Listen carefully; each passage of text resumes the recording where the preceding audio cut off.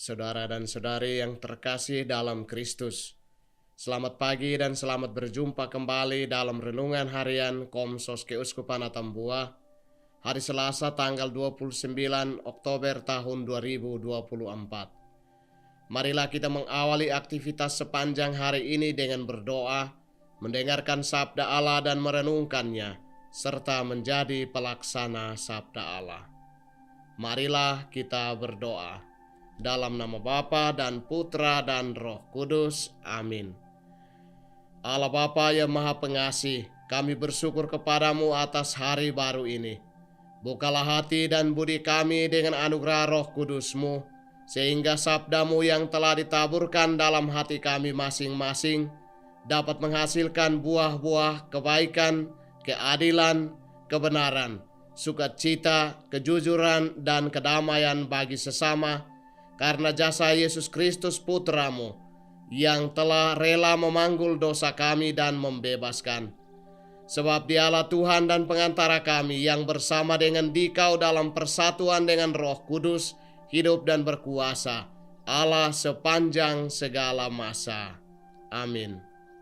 Inilah Injil suci menurut Lukas. Dimuliakanlah Tuhan. Bab 13 ayat 18 sampai dengan ayat 21. Ketika mengajar di salah satu rumah ibadat, Yesus bersabda, "Kerajaan Allah itu seumpama apa? Kerajaan Allah itu seumpama biji sesawi yang diambil dan ditaburkan orang di kebunnya. Biji itu tumbuh dan menjadi pohon, dan burung-burung di udara bersarang di ranting-rantingnya."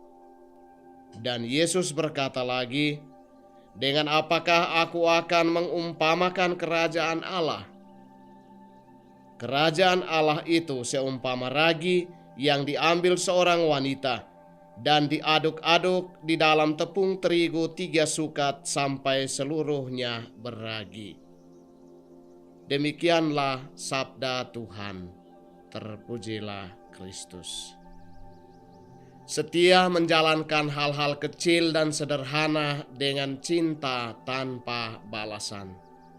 Saudara dan saudari yang terkasih dalam Kristus, pada kesempatan hari ini Tuhan Yesus Kristus mengajari kita dalam sabdanya untuk merenungkan tentang kerajaan Allah yang senantiasa hadir dalam pengalaman hidup setiap hari, melalui hal-hal yang kecil, sederhana, dan gampang.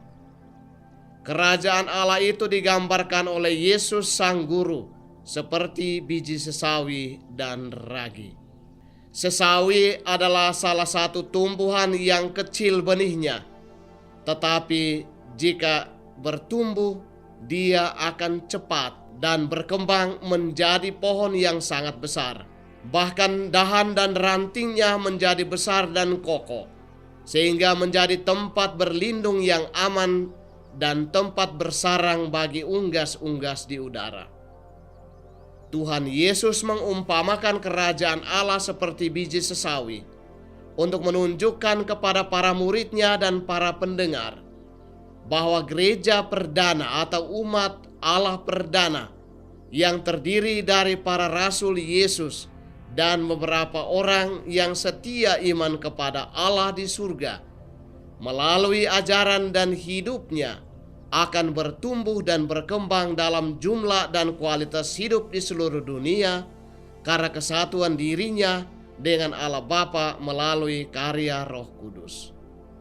Hal lain yang ditegaskan Tuhan Yesus adalah iman dan harapan kepada Allah serta cinta bagi Allah dan sesama harus nampak dalam hidup melalui hal-hal yang kecil dan sederhana, asalkan baik dan benar seturut kehendak Allah.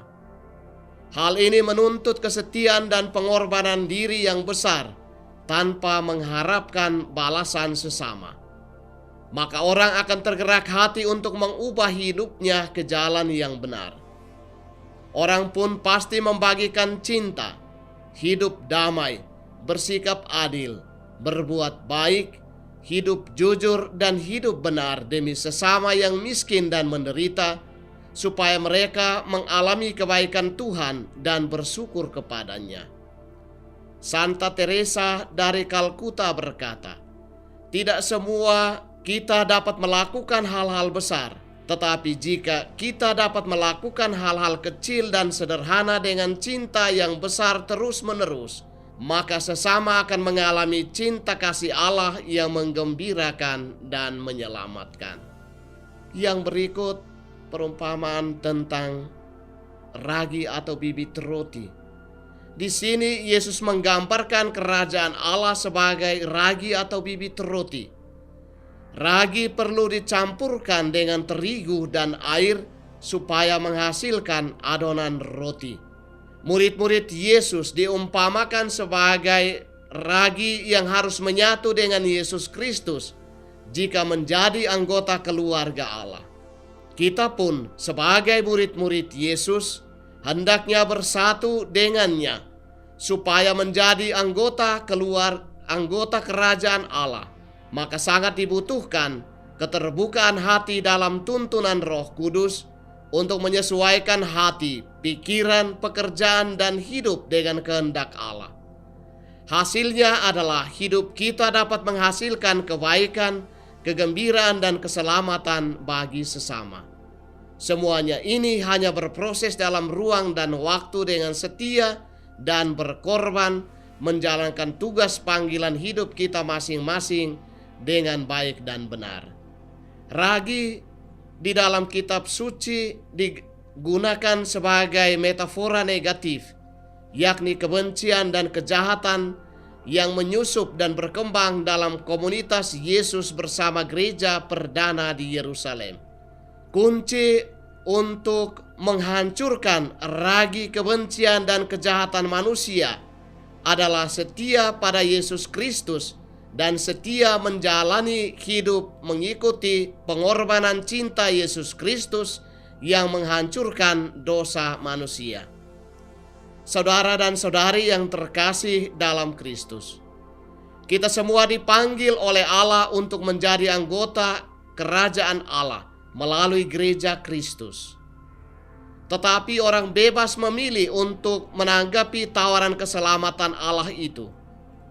Apakah seseorang diselamatkan Allah melalui gereja Kristus atau menentukan pilihan lain seturut kehendak sendiri?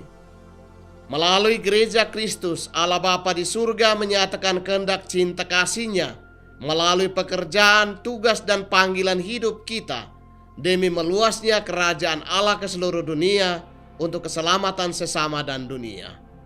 Saudara dan saudari yang terkasih dalam Kristus, marilah kita setia menjalankan tugas harian kita masing-masing dengan setia dan benar seturut kehendak Allah, sehingga menjadi medan subur untuk bertumbuh dan berkembangnya iman, harapan, dan cinta kasih kepada sesama yang kecil, lemah, miskin, dan menderita, supaya mereka pun setia pada Kristus meskipun mengalami berbagai macam tantangan dan persoalan. Jika kita tetap setia mempercayakan hidup kepada Yesus Kristus, maka kebahagiaan dan keselamatan kita terima dari Allah, dan orang lain pun mengalami dampak keselamatan Allah melalui diri kita. Marilah kita berdoa. Allah Bapa yang Maha Setia, kami bersyukur kepadamu atas kehadiran kerajaan Allah dalam hidup kami melalui diri Yesus Kristus Putra-Mu terkasih. Mampukanlah kami agar setia untuk menumbuh kembangkan nilai-nilai kerajaan-Mu dalam hidup kami setiap hari, berkat kekuatan sabda Putra-Mu yang merukunkan kami dalam semangat cinta kasih-Mu. Dengan pengantaran Yesus Kristus Putra-Mu Tuhan kami, yang bersama dengan Dikau dalam persatuan dengan Roh Kudus, hidup dan berkuasa Allah sepanjang segala masa. Amin. Semoga saudara-saudari sekalian dan aktivitas kita sepanjang hari ini senantiasa diberkati oleh Allah yang Maha Kuasa, Bapa dan Putra dan Roh Kudus.